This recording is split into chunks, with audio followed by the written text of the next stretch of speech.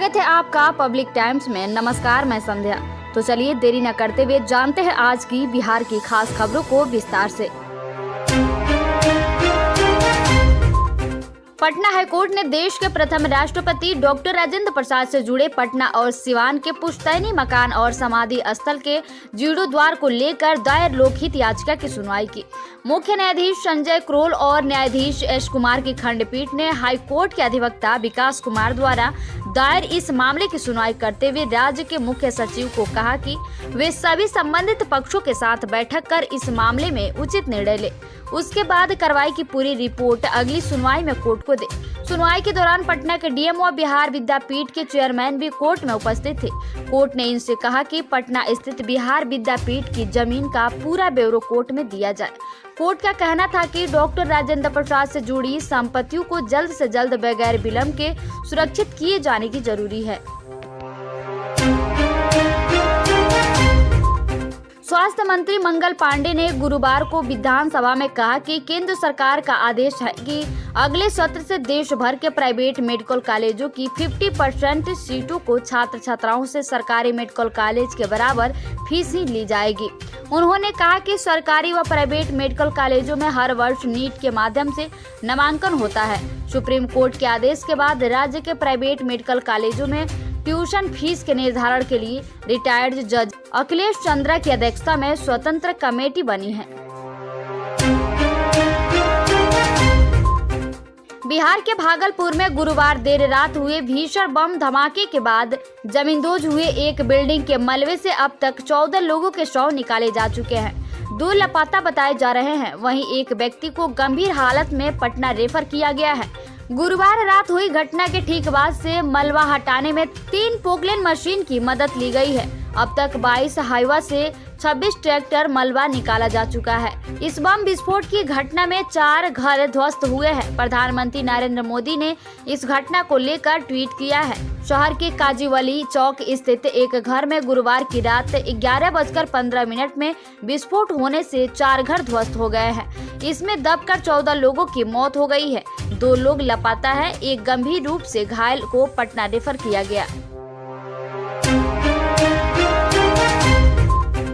पटना सहित पूरे बिहार में मरीजों को लगने वाले इंजेक्शन असली हैं या नकली, इसकी जानकारी औषधि विभाग को भी नहीं मिल पा रही है। अगर औषधि विभाग की टीम दुकानों पर छापेमारी कर इंजेक्शन या किसी अन्य दवाई के नमूनों का सैंपल लेती है तो उस सैंपल की जांच रिपोर्ट आने में वर्षों लग जाते हैं। वहीं घटना के अगमकुआ स्थित राज्य के इकलौती औषधि जांच प्रयोगशाला में इंजेक्शन व कफ सिरप की गुणवत्ता की जांच की सुविधा नहीं है। स्थिति ऐसी है कि पिछले 2 सालों में औषधि विभाग ने छापेमारी कर 185 तरह के इंजेक्शन को जब्त किया, लेकिन उनकी जांच रिपोर्ट आज तक नहीं आ पाई। यहां तक कि दुकानदारों ने सैंपल लिए गए इंजेक्शन के बैच के इंजेक्शन भी बेच दिए। ऐसे में बाजार में मिल रही दवाओं और इंजेक्शन की गुणवत्ता पर सवाल खड़े होते हैं। पटना में कुछ दिनों में 10 से 15 स्थानों पर नीरा की बिक्री होने लगेगी। पटना जू में भी 2 और स्थानों पर नीरा बिक्री का स्टॉक खोलने की तैयारी की जा रही है। इसको लेकर जीविका की ओर से जू अधिकारियों के साथ बातचीत चल रही है। सब कुछ ठीक रहा तो पटना जू में भी अब नीरा की बिक्री होगी। फिलहाल पटना जू गेट नंबर 2 के बाहर नीरा की बिक्री हो रही है। रोजाना करीब 20 से 25 लीटर नीरा यहाँ बिक रहा है। एक गिलास नीरा के लिए 10 रुपये लिए जा रहे हैं। शराबबंदी के बाद ताड़ी बेचने वालों को रोजगार मुहैया कराने के लिए सरकार नीरा को बढ़ावा दे रही है। नीरा आसानी से उपलब्ध हो, इसके लिए जीविका के सहयोग से 790 परिवारों को नीरा बनाने से लेकर इसकी मार्केटिंग तक की ट्रेनिंग दी जा चुकी है। इसमें से 510 को नीरा की बिक्री करने का लाइसेंस भी उत्पाद एवं मद्य निषेध विभाग की ओर से मिल चुका है। पिछले करीब 3 महीने से रद्द फरक्का एक्सप्रेस का परिचालन शुरू हो गया है।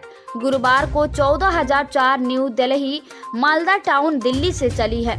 सप्ताह में यह 2 दिन गुरुवार व शनिवार को चलती है। 14,003 Malda town new Delhi express 5 मार्च से मालदा से नियमित चलेगी।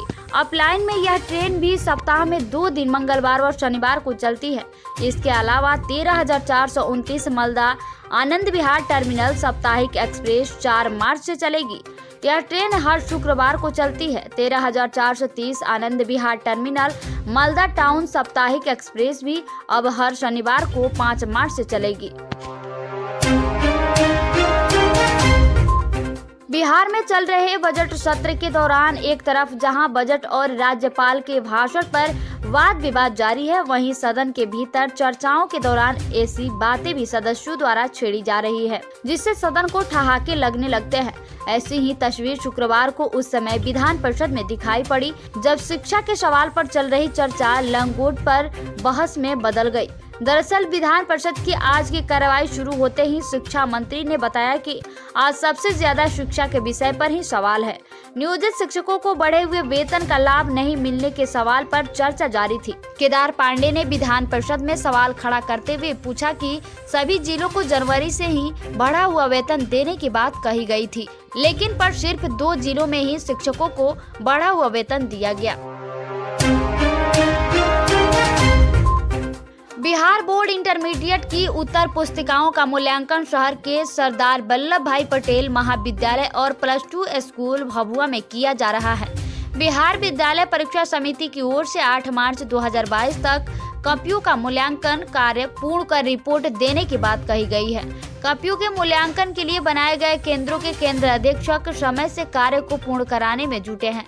हालांकि आधे से अधिक कॉपियों का मूल्यांकन कार्य पूर्ण कर लिए गए हैं। कुछ विषयों की कॉपियां बच गई है जिनका मूल्यांकन परीक्षकों द्वारा किया जा रहा है। इंटरमीडिएट की उत्तर पुस्तिकाओं का मूल्यांकन 8 मार्च तक पूरा कर लेने का सख्त निर्देश केंद्र अधीक्षक द्वारा परीक्षकों को दिया गया है।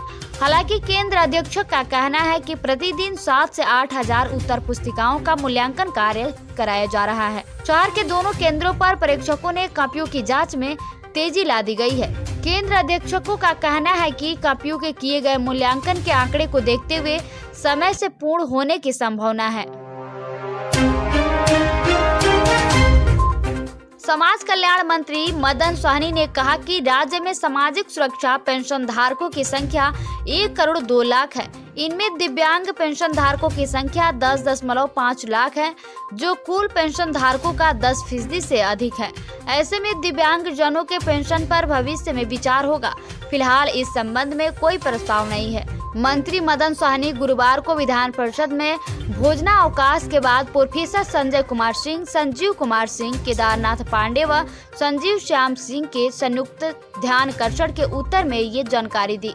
मंत्री ने कहा कि सामाजिक सुरक्षा पेंशन धारकों की संख्या 2007 में मात्र 9 लाख थी। राज्य में 15 लाख दिव्यांग जनों का प्रमाणीकरण किया गया है, शेष का किया जा रहा है। वहीं इनमें 1,78,000 दिव्यांग जनों को यूडीआईडी कार्ड जारी किया जा चुका है। राज्य के 101 अनुमंडलों में बुनियादी केंद्रों का संचालन किया जा रहा है। वहां दिव्यांग जनों, बुजुर्गों एवं विधवाओं को फिजियोथेरेपी, नेत्र व अन्य जांच की सुविधाएं प्रदान की जा रही है। इसके अतिरिक्त चलंत वाहन के माध्यम से गाँव में जाकर फिजियोथेरेपी व अन्य सुविधाएं प्रदान की जा रही है। रूस और यूक्रेन के बीच जारी जंग में बिहार के आनंद समेत 8 भारतीय माइकोलाइव में फंस गए हैं। मर्चेंट नेवी से जुड़े इन भारतीयों को जान आफत में है, क्योंकि इनके पास यूक्रेन का वीजा नहीं है। इस वजह से ये यूक्रेन की सीमा को पार कर वहां तक नहीं पहुंच पा रहे हैं, जहां भारतीयों को लाने के लिए विदेश मंत्रालय ने व्यवस्था की है। यूक्रेन शहर माइकोलाइव में फंसे भारतीयों में आनंद कुमार रतनपुर औरंगाबाद बिहार, विनय प्रताप अंबाला हरियाणा, सुदीप समांत कोलकाता, यसु उपाड़ा कलिंगपट्टम आंध्र प्रदेश, आशीष नौशाद अबूबरक कोल्लम केरल, रमना मूर्ति आंध्र प्रदेश, विश्वजीत प्रधान उड़ीसा और खदीम मंडल फतेहपुर शामिल है।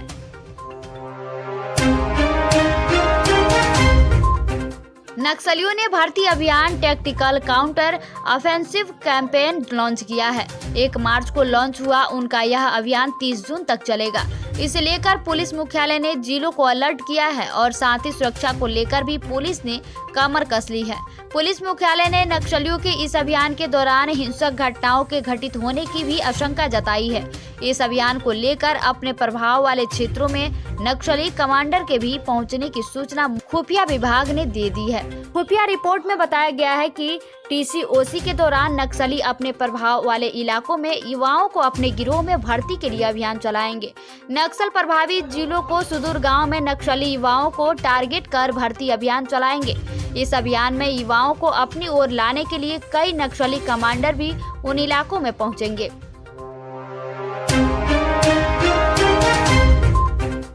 त्रिस्तरीय ग्राम पंचायत के सभी पदधारकों को 31 मार्च तक अनिवार्य रूप से अपनी चल अचल संपत्ति का ब्यौरा देंगे।